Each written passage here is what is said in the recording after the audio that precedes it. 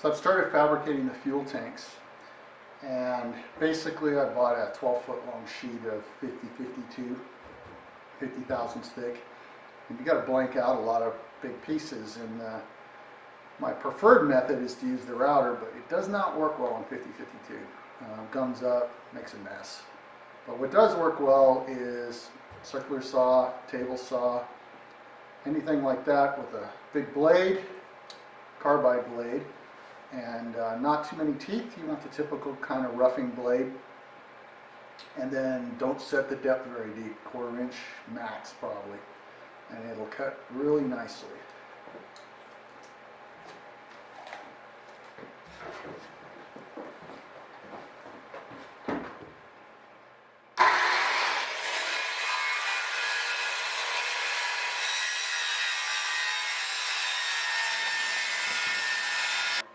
So a couple other things when cutting like this. I use a backup board that gives you good support on both sides. The metal doesn't want to move around. I take the saw and I hold it up a little bit so that the entire shoe here of the saw is not touching the material, just basically over here on my corner it's touching. Makes it a lot easier to push it along and doesn't want to mar the surface as much. And one other thing, I tape the guard back. And the reason for that is that guard will sit there and drag, and it's a pain in the butt. So be careful, but it's only useful if it makes your life better, not worse. To get started building this tank, I made a template first, and this is what the baffles and the end caps size will be. And I kind of made that off of this full-size rib, which is what I use to form the end rib, the tip rib, on the wing. But anyhow, you can see it fits right in here. And one thing to keep in mind is you have stiffeners on the top and the fuel tank bottom, so you have to allow clearance for that. And I did. I opened up the wing, and once I made the rib, this angle here, which is the only angle you have to deal with, you can get right off the top of the rib. Put it in there, push it up against the stiffener on the top, and then make sure I've got plenty of clearance on the bottom.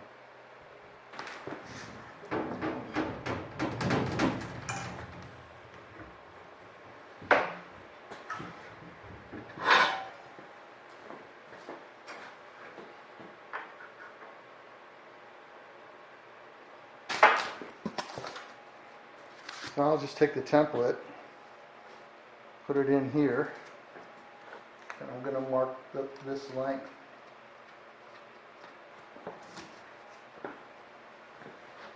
Same thing down this end.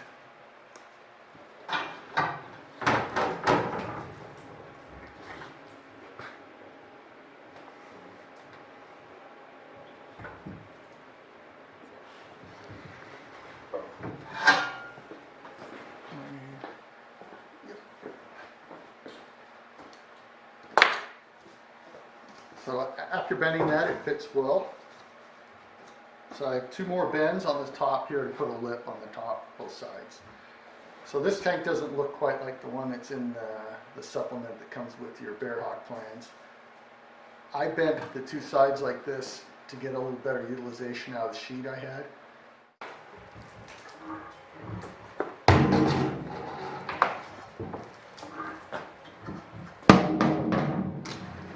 So there's all the sides bent, and if I put the template in there, it fits pretty good.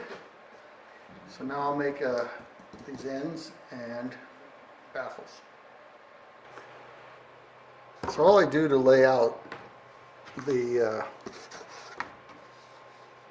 end cap here is I take and draw a 1/2 inch line off of this edge, because that's going to be our flange. Line this up on here. Then I'm going to draw a line all the way around it.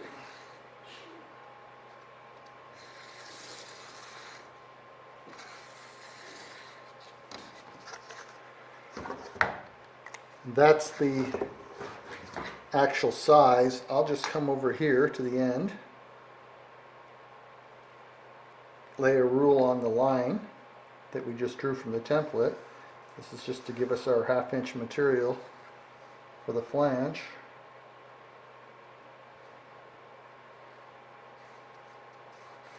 Extend that one up. I'll extend this one up over here. Same thing.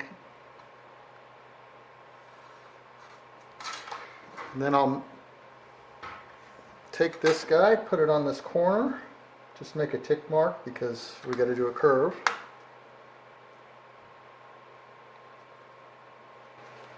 So now with those marks I can use a rib. Just make sure you get it in the right orientation to get the shape for the top.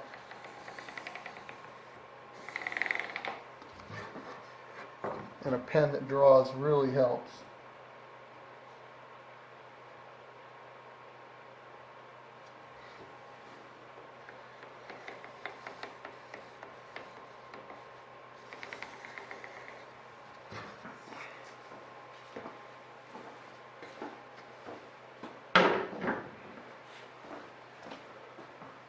So only one other point is on the corners. We need to get rid of some material. So I'm just going to go straight across at a 45.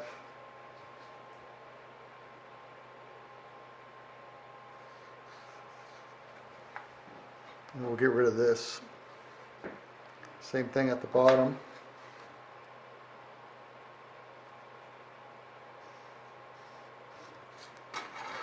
So this will go away. The only thing you do different when you do a baffle, the baffle has this corner cut off, so you just come in about an inch and do the same thing, cut the corner off. And that's so the fuel can move back and forth and air can move back and forth on the top. So in order to cut this aluminum, I'm going to use my table saw. And to do that, I had to come out to my construction site because that's where the saw is living right now. But basically what I've done is I've put a piece of sacrificial, this is hardboard on top of the saw and clamped it down. Blade's all the way down. I'm going to turn the blade on and bring it up. I'm only going to bring it up maybe 1/4 of an inch over the top of the surface of this hardboard. We want a zero clearance insert with as little room around the blade as possible. So.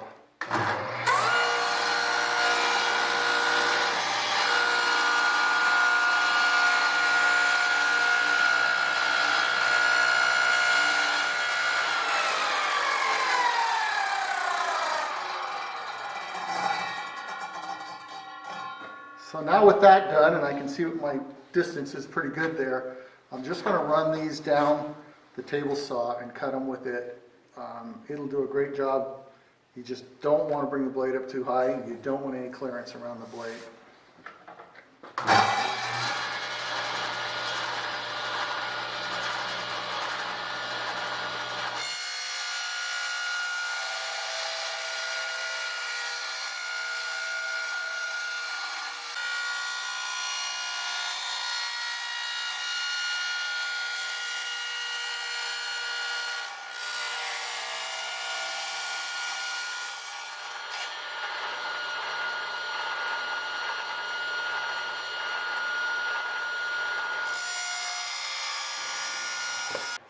So I've cleaned up the edges on this end plate, and I'm just going to bend the end here on this bender. So I've got my marks in 1/2 inch.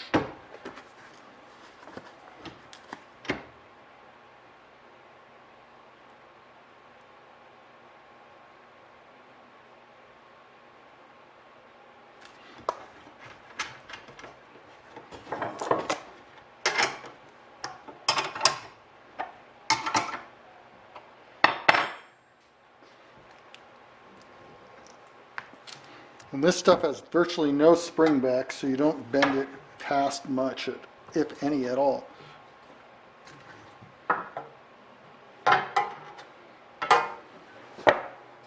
So I'm going to just take this rib that's been bent on 2 ends, and I'm going to put it in on the bottom and the side, and then see where it lands over here. And this will tell where I need to bend this side. This the original mark at this case is a little too far out, so I remarked it where it's going to get bent. And I can tell that if I bend right on that mark, I'll be really close. One reason I can do that is because I can look at my previous bend and see where the bend mark is ending up on the bend compared to the radius. And so it's actually ending up a little bit up on this edge. So I needed to shorten that up a little bit. I did that, and now I'll bend it. Okay, with 3 sides bent, I'm going to put it in here and see how it fits.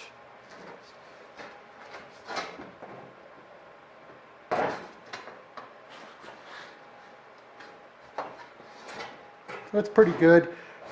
There's a radius down this corner. I'm going to have to sand a little bit there to get that corner to sit in there nicely, but it works. So here's the form blocks that I made. These I did cut out on the router, but they're basically the same form as that template. And I made it so that I can just set the lips from the bending of the 2 ends over the edge. And then I'll put it in this vise.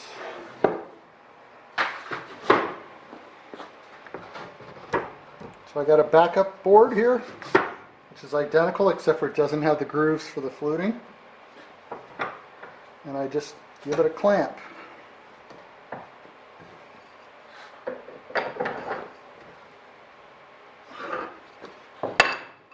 And out here on the ends I clamp it with another clamp, just so that we don't destroy the form blocks. These are MDF. And I put one in the middle.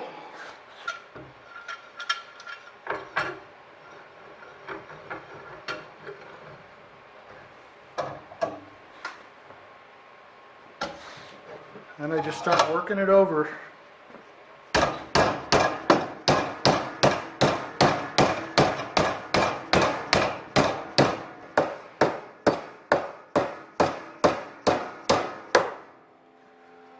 Now that I have it most of the way over, I'm going to put these flutes in, and I just do it, I filed rounds, half rounds in the form. I just use this 1/4 inch bolt that I kind of polished up a little, and I put my flutes in.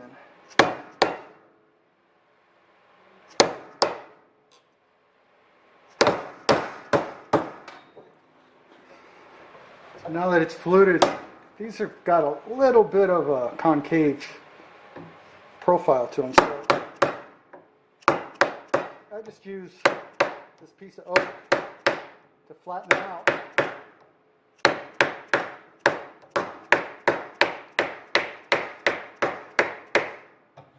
And they come out of here nice and 90 degrees.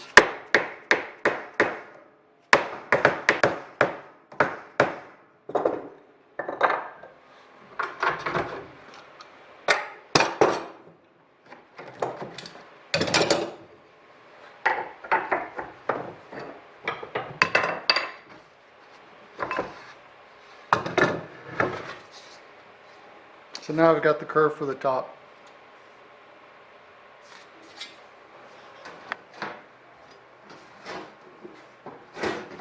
So I've done a little fitting, rounded these corners up here a little bit so they'll fit in that radius. And I had to nip some material out of there because the 2 flanges would hit each other. But it's got a nice fit now. Probably a little bit more off of there. So I'll just do the same thing for the other 3.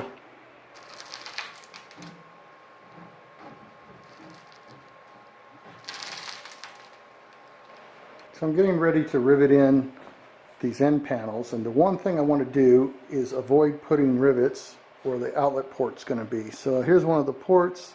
I'm just going to hold it up here and mark beyond it, and that'll be where I put my first rivet. Do the same thing on the other corner too.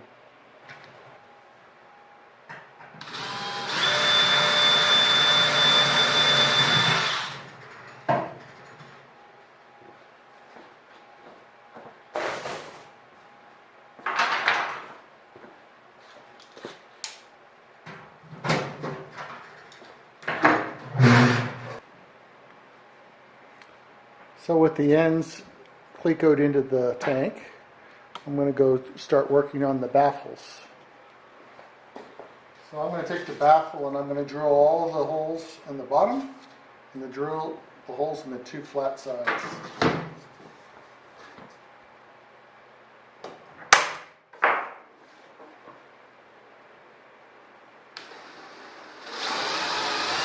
Now even though I've got to open these holes up to an 1/8 inch later, I need to do a little deburring because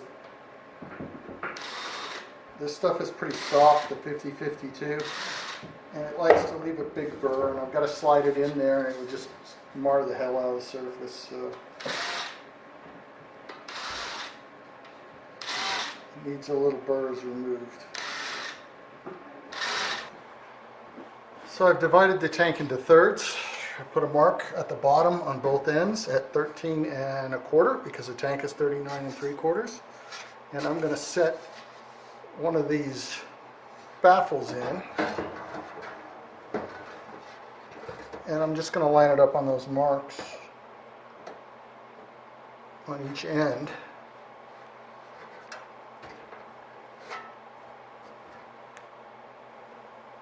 Then I'm going to take a long drill and drill in here and drill in Cleco.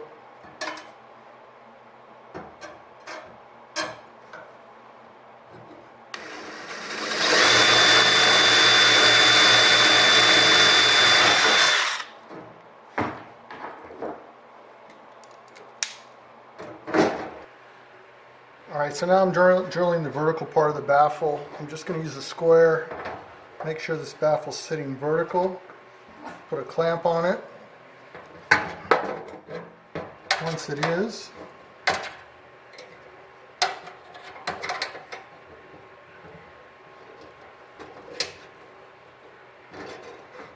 still looks vertical, and then I can drill it.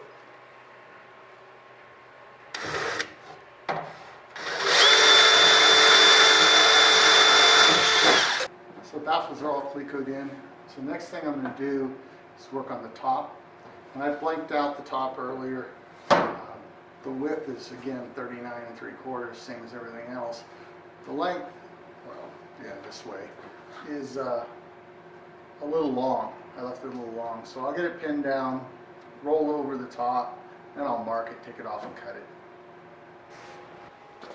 So the first thing I've done is laid out a mark on the corners, just on the one side, one on each corner, and one in the middle. I'm going to take and drill those, and then I'll set the lid up on the tank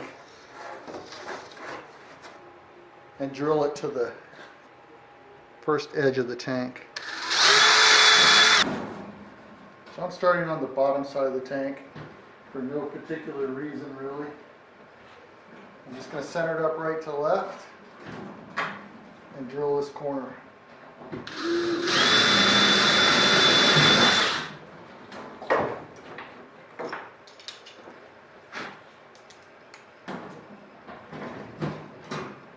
I'll just go over here, try to get the same exact reveal on the bottom, look down it to make sure that it's staying centered.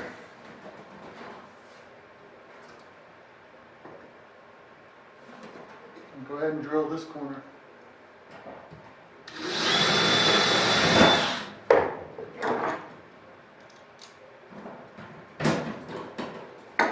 I'll do the middle, which is just doing it.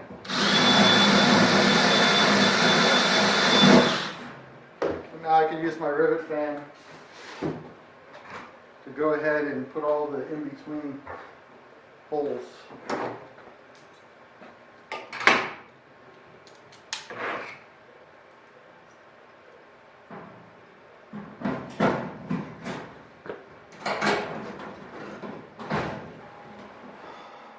So I took the lid off after I drilled this. I need to put a mark at the center of this rib over here, so I can see it from the outside and know where to drill. So I'm just going to use a square here and transfer the center of the rib out to the outside. Alright, then we turn the tank around.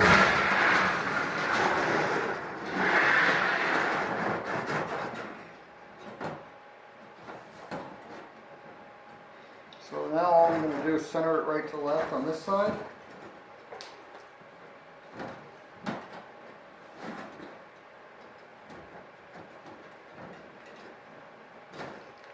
And transfer this mark to the top.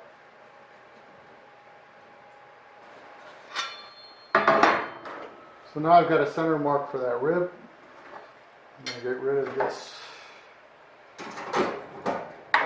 Cleco, put a rule on here. I'm going to actually clamp it up here because I find it hard to keep a hold of it and keep it from slipping when I go to mark, especially with this flopping around in the wind.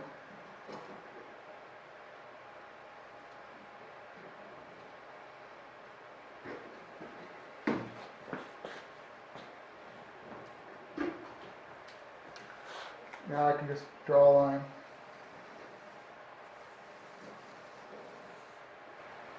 Alright, I removed the cover, took the Clecos out, and now I've just laid it here. And the only reason I'm doing this is to figure out where this first hole should be.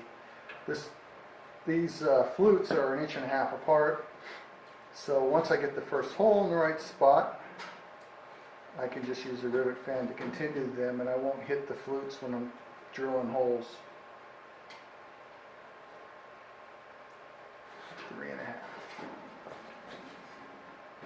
3.5.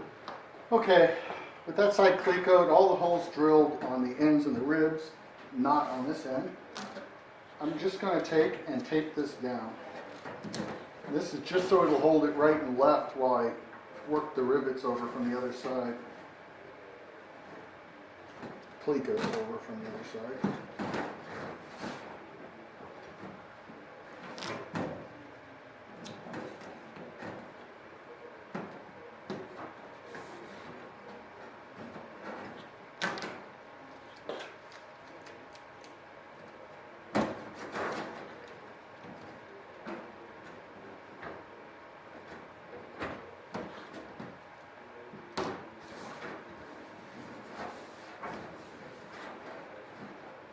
So that feels good right and left. So now I'll just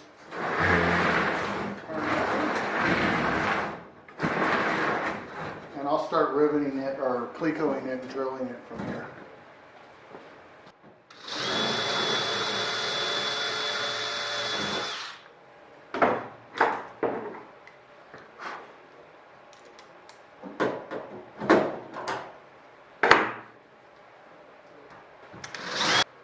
With all those drilled to the side,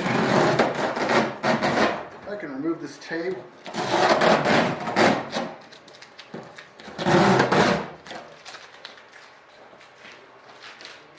And now I can mark this edge, what needs to be trimmed off.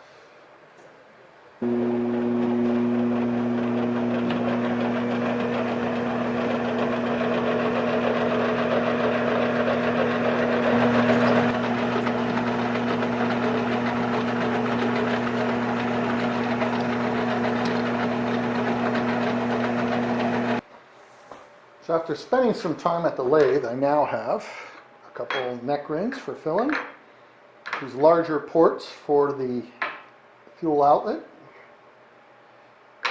and the smaller ports which are the sight glass and the sumping drain. So I brought out the other tank so I can make sure I make a mirror image of it.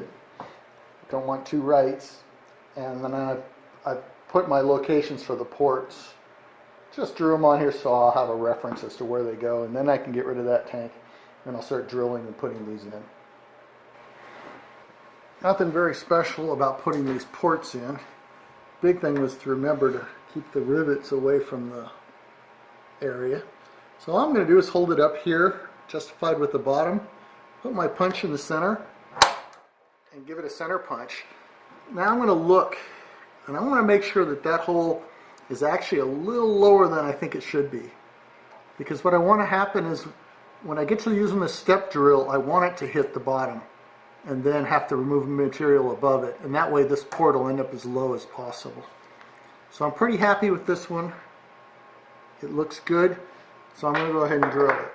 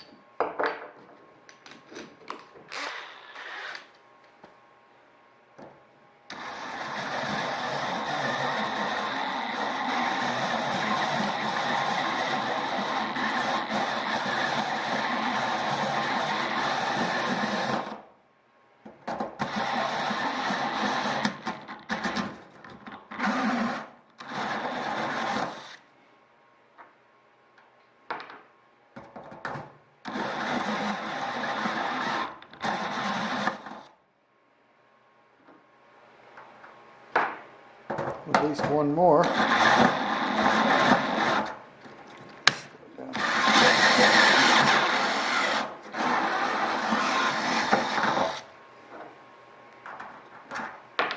So if you can see in there, I've actually just hit the bottom flange, which is perfect because I got one more step to go.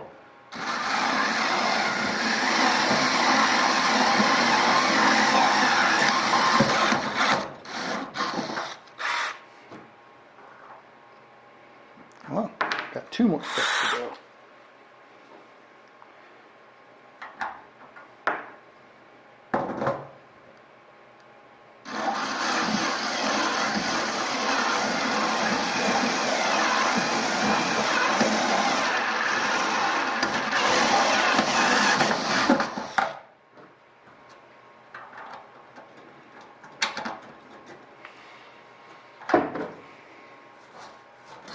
So I might have to use a file a little bit down there at the bottom. But anyhow, that's the right size. It's in the right place. It's now nice and low in the corner. And when I made these, I measured the step drill and made sure that this ID was going to work well with the size I was going to end up from the step drill. With all the ports on the end done there, there's one underneath here that needs to be done.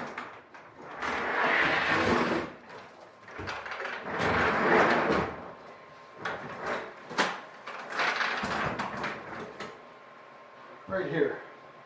So it's in the bottom aft part of the wing for sump. Alright, with that hole drilled there for the sump, that's pretty much it, except for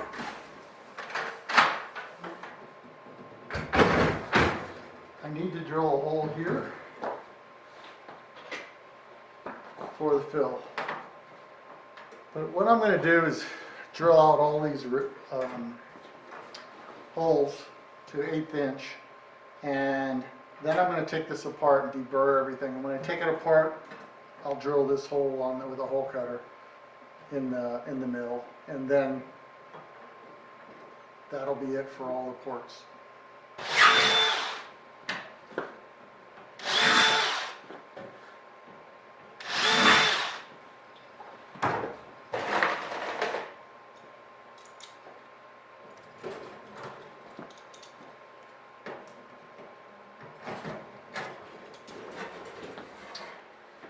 So I finished opening the holes up to 1/8 inch, took everything apart, deburred it all, cleaned up all the edges, and now what I'm doing is cleaning out the tank because I'm going to put the lid on for the last time, click it in place, and from this point forward it'll get riveted. You'll never open it again. So I want to make sure I don't have anything laying around in here. It'll have to be removed later.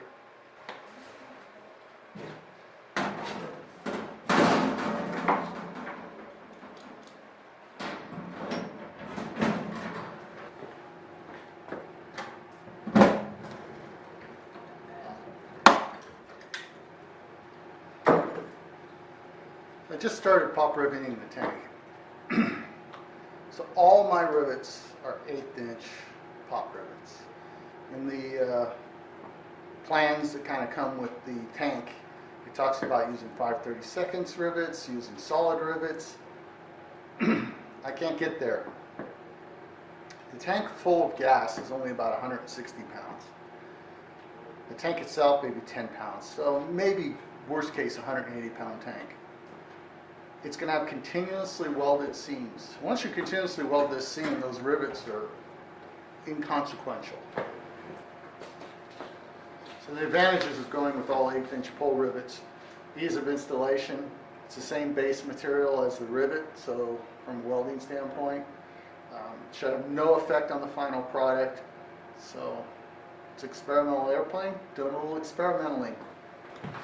So right here I'm putting a grounding tab. So this just will be a spot where we can put a ground wire, attach a ground wire with a drill and tap for a bulge or something.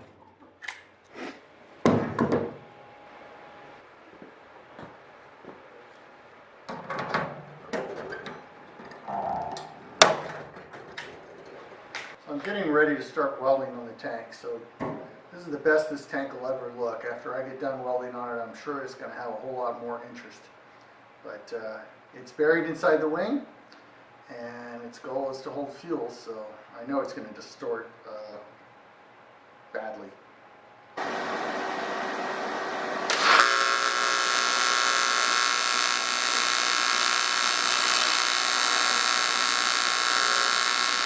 So I've welded the bottom rivets in the center and the top rivets in the center. It's going pretty well. It's not really that difficult, and we'll see how it goes when I go to leak test it.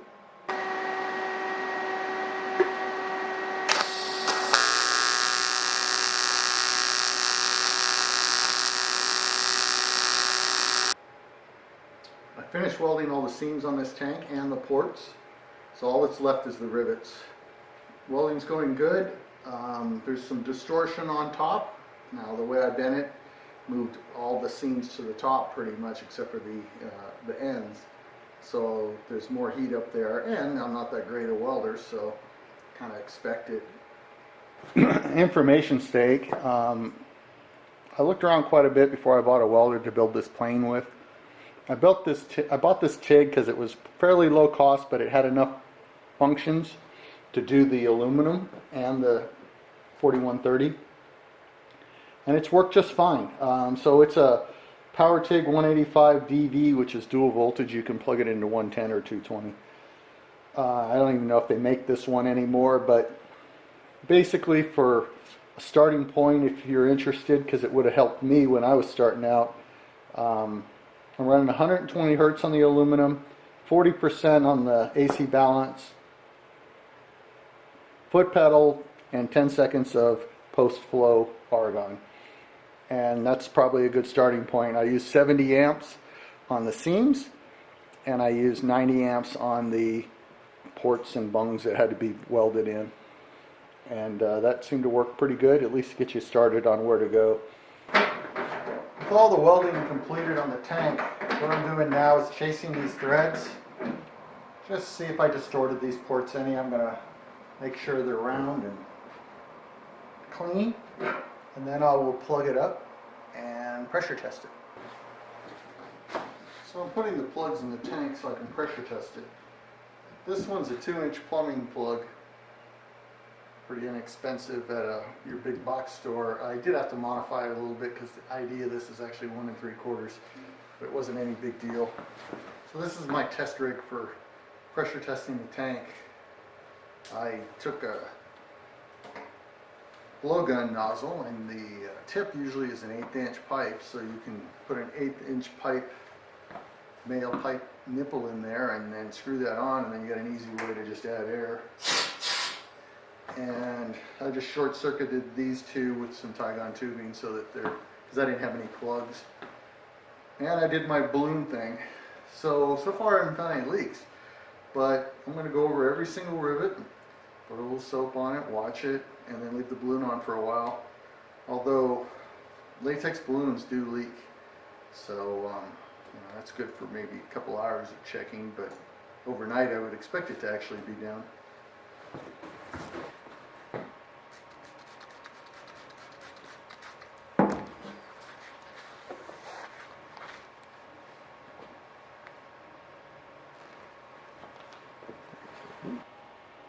So I found a little pinhole leak right here somewhere. Looks like it's just to the side of this weld. I'm going to dry this off and I'll find it and mark it.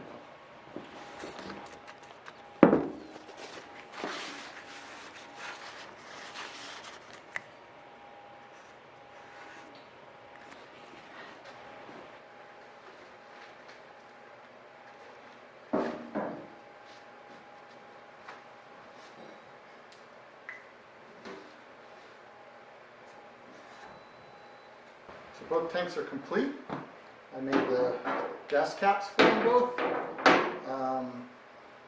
I just finished the leak testing, and I had 12 leaks, 5 on one, 7 on the other. They were all rivets except for one, which was right on a port where I didn't really come around far enough to consume the beginning of the weld properly. So I fixed all of those. I am going to water test these. It'll be a long time before I really need to use them. I'm going to wait till it's warm in summer. Plenty of time to get all the tanks dried properly afterwards, but I'd rather deal with drying out these tanks than a leaking gas tank, which later on I have to weld that had fuel in it. So I will do a leak test in the summer. I did get quite a bit of distortion up on the top sheet, and part of that makes sense because the way I vent the bottom, almost all the seam welding was down the top. And also, because I'm not the world's greatest welder, I probably put a little more heat in it than it needed. But the advantage is there is an advantage to having more seam on the top because leakage would be less of a problem even if you got a pinhole leak.